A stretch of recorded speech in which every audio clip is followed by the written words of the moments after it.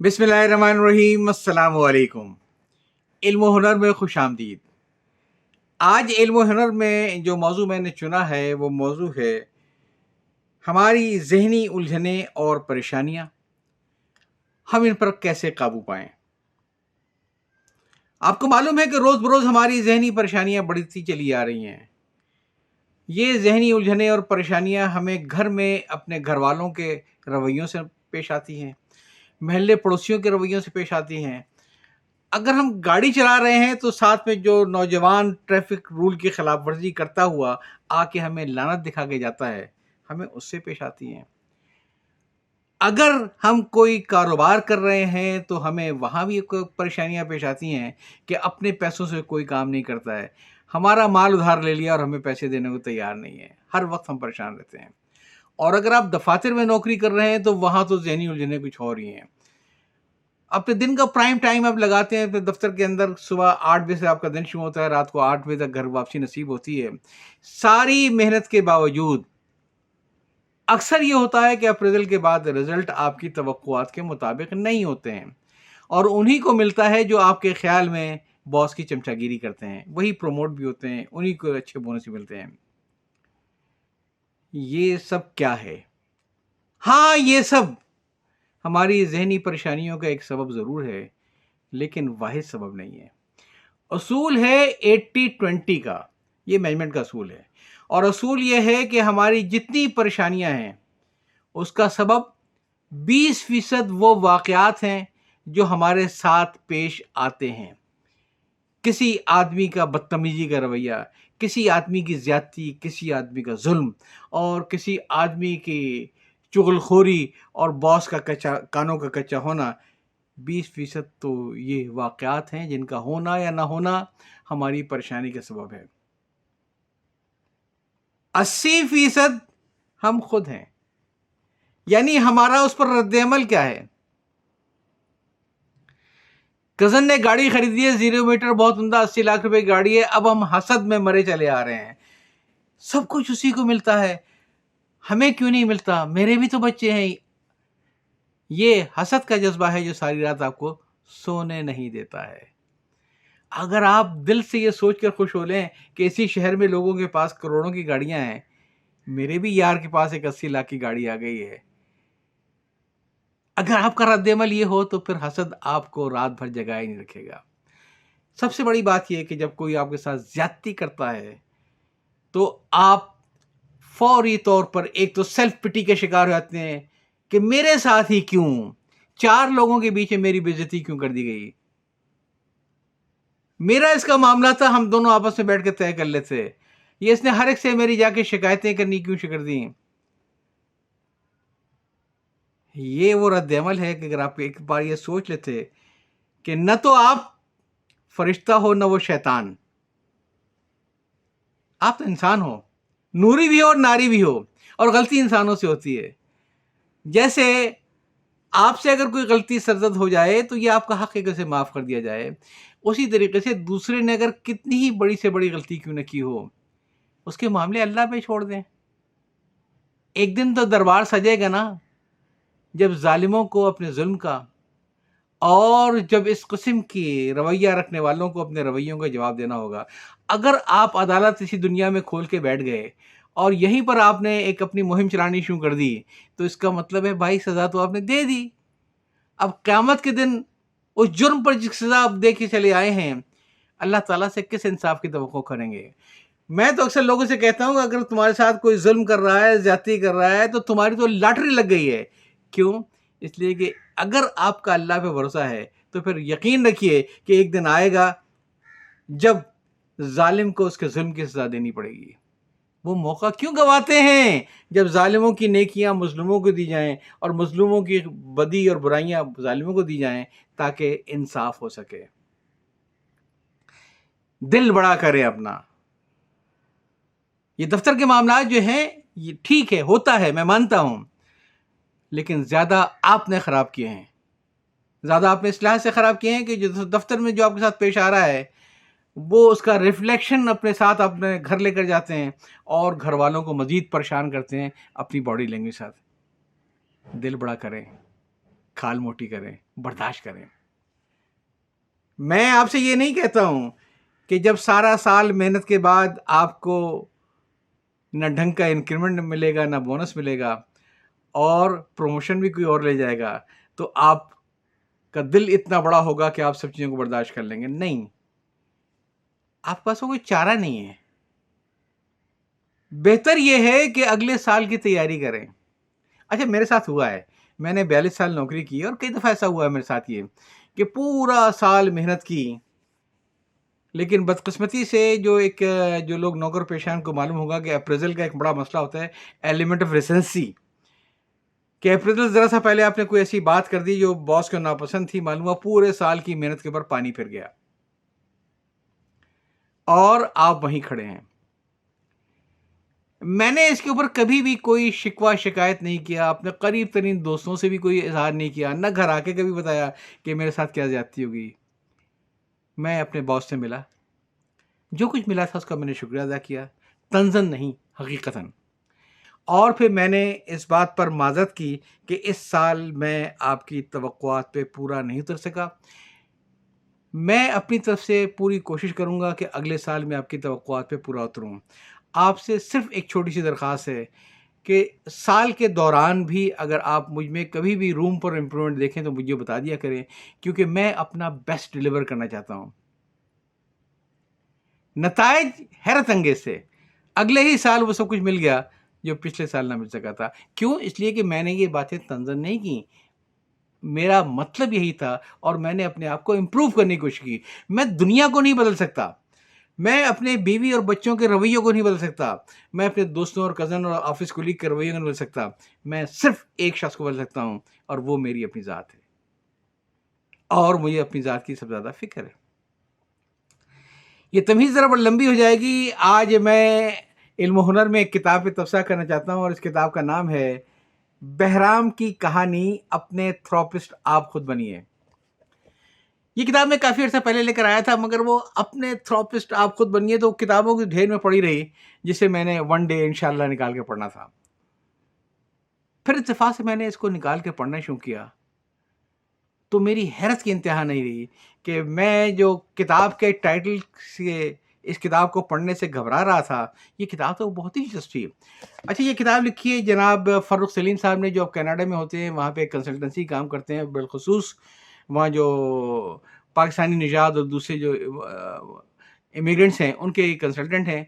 اور یہ کتاب جو ہے اس کا قیمت صرف 400 روپے ہے، قلم دوست نے اس کو شائع کی ہے، اور یہ کتاب بنیادی طور پہ ایک بہت ہی کامیاب ترین بزنس مین بہرام کے گرد گھومتی ہے، جس نے دنیا کی ہر دولت کما لی، اپنے بزنس میں عروج پہ پہنچ گیا، لیکن زندگی کی جدوجہد میں وہ اپنے کاروبار اور اپنی نجی زندگی میں توازن قائم نہ رکھ سکا۔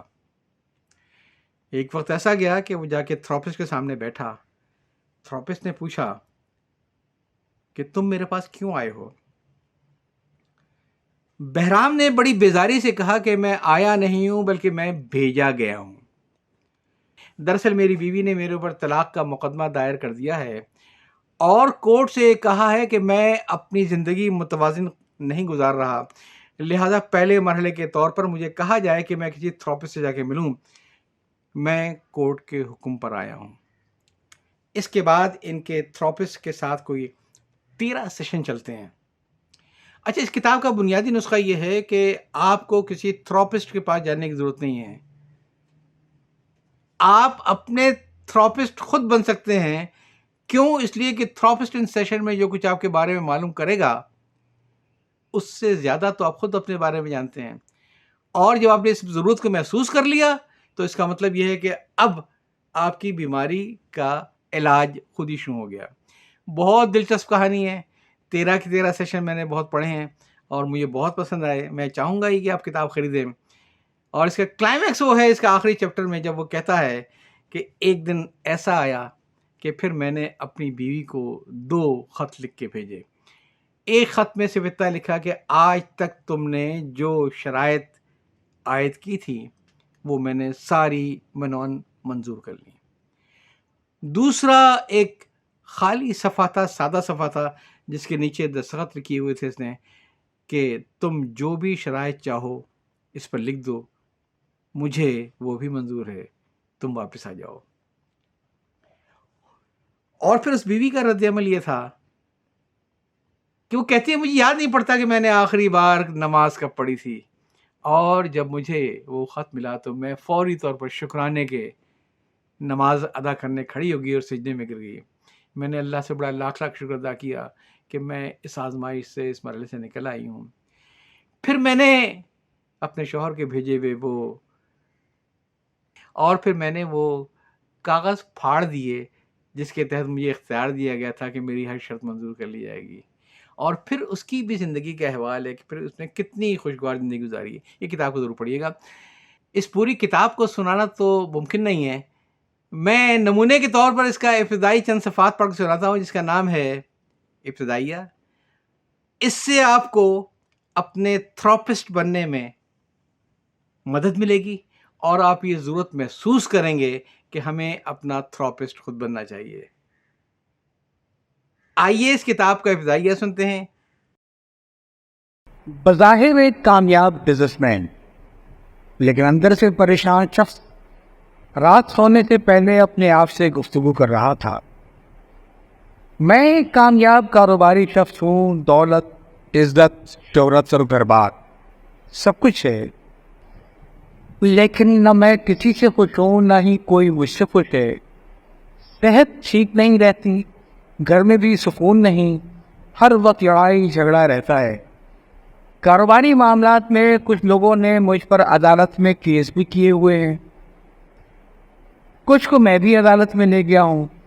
پیسہ پانی کی طرح بہ رہا ہے لیکن حل دکھائی نہیں دے رہا۔ ایسا کوئی طریقہ ہے کہ میری زندگی ایک دم خوشگوار ہو جائے، بالکل پرفیکٹ؟ دماغ کے کسی گوشے سے جواب ملا، بظاہر ایسا کوئی نسخہ نظر میں نہیں ہے جو تمہارا مسئلہ پلنگ جھپکتے میں حل کر دے۔ اسے کھوجنے کے لیے تمہیں خود محنت کرنی پڑے گی، کسی تھراپسٹ سے رابطہ کرنا پڑے گا۔ لیکن اگر آپ یہ تحریر پڑھ رہے ہیں تو اس کا مقصد یہ ہے کہ آپ خود کسی ایسی سوچ یا الجھن کا شکار ہیں جس کا حل کسی تھراپسٹ کے پاس ممکن ہے، لیکن آپ تھراپسٹ کے پاس جانا نہیں چاہ رہے کہ یہ آسان فیصلہ نہیں ہے، اس میں چند قباحتیں اور رکاوٹیں ہیں۔ سب سے پہلی رکاوٹ تو یہ کہ ابھی تک ہماری سوسائٹی میں تھراپسٹ کے پاس جانا کچھ اچھا نہیں سمجھا جاتا ہے۔ اس کے ساتھ ایک اسٹگما یا بدنام ہونے کا اندیشہ سا لگا ہوا ہے۔ اگر کوئی تھراپسٹ کے پاس جاتا ہے یا اس کے گھر والے اسے تھراپسٹ کے پاس لے جاتے ہیں تو یہی سمجھا جاتا ہے کہ اس شخص کو کوئی دماغی عارضہ ہے۔ عام زبان میں یہ شخص پاگل یا چریا ہو گیا ہے۔ گھر والوں کی یہ بات بھی پریشانی کا باعث ہوتی ہے کہ لوگ کیا کہیں گے، لیکن اگر گھر والے تیار بھی ہوں تو وہ شخص اپنی خود ساختہ اور منفی سوچ کی وجہ سے تھراپسٹ کے پاس جانا نہیں چاہتا۔ ان دونوں باتوں کی روشنی میں ایک نسبتاً آسان اور قابل عمل حل موجود ہے، اور وہ یہ ہے کہ آپ کسی تھراپسٹ کے پاس نہ جائیں بلکہ خود اپنے تھراپسٹ بن جائیں۔ کیا ایسا ممکن ہے؟ بالکل ممکن ہے، اور یہی اس کتاب کا مرکزی خیال ہے۔ تھراپسٹ ایسے سند یافتہ پیشہ ور کو کہتے ہیں جو لوگوں کی ذہنی، جذباتی، نفسیاتی الجھنوں اور پریشانیوں کا جائزہ لیتا ہے اور ان سے نپٹنے کی صلاح دیتا ہے اور حل تجویز کرتا ہے۔ یہ سب کچھ گفتگو اور بات چیت کے ذریعے ہوتا ہے۔ دوائیں تجویز کرنا تھراپسٹ کے دائرۂ اختیار میں نہیں آتا۔ دوائیں تجویز کرنا کلینکل تھراپسٹ کا کام ہے، جو ایک الگ شعبہ ہے۔ جس طرح گھر میں کسی کی طبیعت یا آپ کی اپنی طبیعت خراب ہو تو آپ فوری طور پر خود اپنے ڈاکٹر بن جاتے ہیں، سب سے پہلے طبیعت کی خرابی یا بیماری کی علامات کا تعین کرنے کی کوشش کرتے ہیں۔ تھرمامیٹر سے بخار، بلڈ پریشر کے آلے سے بلڈ پریشر چیک کرتے ہیں۔ جن کو شوگر کا مسئلہ ہے وہ شوگر کے مسئلے سے اپنی شوگر چیک کر لیتے ہیں۔ علامات کے اعتبار سے پوری تجویز کرنے کے بعد اس کا استعمال شروع کر دیتے ہیں۔ اگر طبیعت کچھ زیادہ خراب ہو تب آپ ڈاکٹر کا رخ کرتے ہیں۔ بالکل اسی طرح اگر آپ کو اپنی ذہنی پریشانی کی علامات کا پتہ ہو، اس کی تشخیص کے لیے مناسب ذرائع اور وسائل ہوں، اور اپنی تشخیص کی روشنی میں مسئلے کے تدارک کی اہلیت حاصل ہو جائے، تو سمجھ لیں کہ آپ خود اپنے تھراپسٹ بن گئے۔ خود اپنا طبیب بننے میں آپ ایک حد تک جا سکتے ہیں، جبکہ اپنا تھراپسٹ بننے میں ایسی کوئی حد نہیں ہے۔ اس کی وجہ بہت سادہ ہے، اور وہ یہ کہ آپ کو آپ سے زیادہ کوئی نہیں جانتا۔ آپ جس قدر خود آگہی کی صلاحیت تھراپی ٹیکنیک کی مہارت حاصل کر لیں، آپ اتنے ہی بہتر تھراپسٹ بن سکتے ہیں۔ لیکن یہ بات بھی طے ہے کہ تھراپسٹ بننے کا ایسا کوئی مجرب اور تیر بہادر نسخہ نہیں ہے جو آپ کو ایک رات میں تھراپسٹ بنا دے۔ اس کے لیے آپ کو خاصی سنجیدگی، مستقل مزاجی اور پلاننگ کے ساتھ کام کرنے کی ضرورت ہے۔ آج کی زندگی بہت تیز رفتار، پیچیدہ اور گمبھیر ہے، تاہم آپ کو ایسے بہت سے لوگ ملیں گے جو ذہنی دباؤ، ڈپریشن یا ذہنی انتشار کا شکار رہے، لیکن ان لوگوں نے اپنی مدد آپ کے تحت نہ صرف اپنی الجھنوں کا حل دریافت کر لیا، بلکہ اپنے اطراف کے دیگر ایسے لوگوں کی بھی مدد کی جو اس طرح کے ذہنی مسائل کا شکار تھے۔ ایک ایسی ہی مثال پیش کرنا پھر، میں بہت عرصے سے ذہنی انتشار میں مبتلا تھا۔ مجھے لگتا تھا کہ ہر شخص میرا دشمن ہے، میرے خلاف سازشیں کر رہا ہے، دوسروں کو بہکا رہا ہے۔ یہ سب باتیں دفتر میں میری کارکردگی کو متاثر کر رہی تھیں۔ میری کمپنی ملک کی مایہ ناز کمپنی تھی، اور اس نے مجھے کئی انٹرویوز کے بعد بہت اچھی تنخواہ پر ملازم رکھا تھا۔ شروع میں میرا کام بہت اچھا تھا، لیکن مجھ سے اچھا کام کرنے والے بھی تھے۔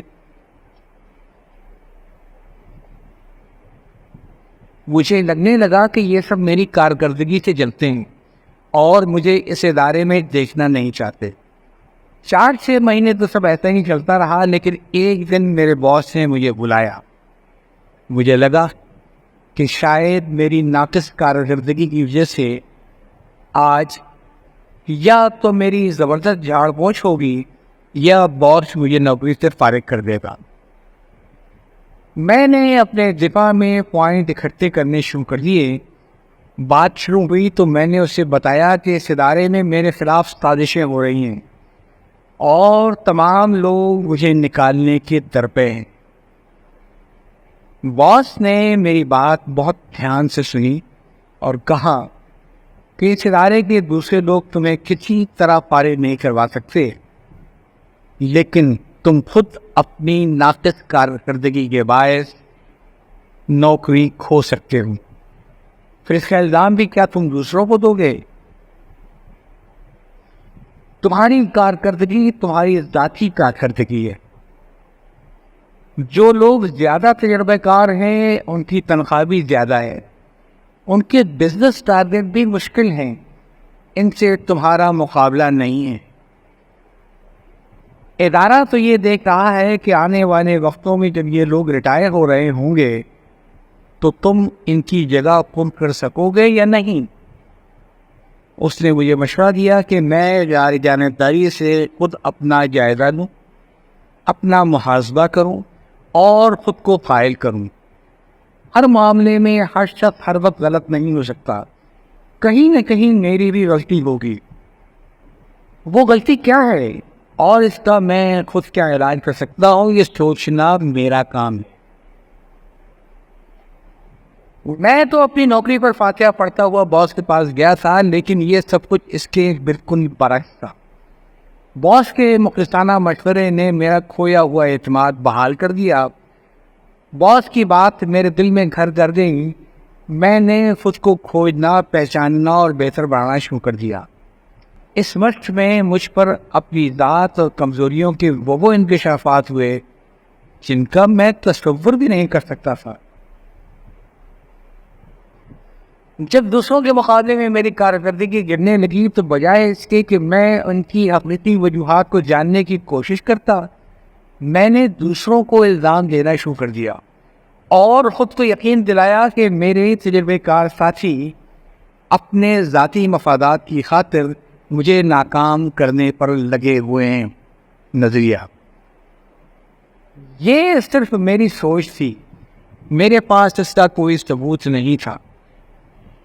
میں ان سے نفسیاتی طور پر خوفزدہ تھا اور خود کو قائل کر چکا تھا کہ وہ یہ سوچ رہے ہیں کہ میں ناکام ہو جاؤں تو ان کے لیے راستہ صاف ہو جائے گا۔ اس سوچ کی وجہ سے میرا رویہ ان کے ساتھ روز بروز خراب ہوتا چلا گیا۔ لیکن جب میں خود احتسابی کے عمل سے گزرا تو مجھے اپنے نظریات کو جانچنے، پرکھنے اور انہیں تبدیل کرنے کا موقع ملا۔ جب سے میں نے خود کو کھنگالنا شروع کیا، مجھے یہ احساس ہونے لگا کہ اپنے منفی رویے کی وجہ سے میں کس طرح اپنے لیے مشکلات کھڑی کرتا چلا جا رہا تھا۔ خود احتسابی کی وجہ سے رفتہ رفتہ اپنے بارے میں، اپنے اطراف کے لوگوں کے بارے میں اور زندگی کے بارے میں میری سوچ، رویے اور اعتقادات میں تبدیلی آتی چلی گئی۔ میری یہی خود احتسابی میرے لیے تھراپسٹ بننے کی ابتدا تھی۔ اپنا تھراپسٹ بننا آسان نہیں لیکن ناممکن بھی نہیں ہے۔ یہ بات میں پوری گارنٹی سے کہہ سکتا ہوں کہ میں خود اس کی زندہ مثال ہوں۔ آپ خود اپنے تھراپسٹ کیسے بنیں؟ اس موضوع کو دلچسپ اور عام فہم بنانے، خوش کتابی باتوں اور بھاشن والے انداز سے بچنے کے لیے ہم نے بہرام کی آبجیتی کا انتخاب کیا ہے۔ اجازت چاہتا ہوں، اللہ حافظ۔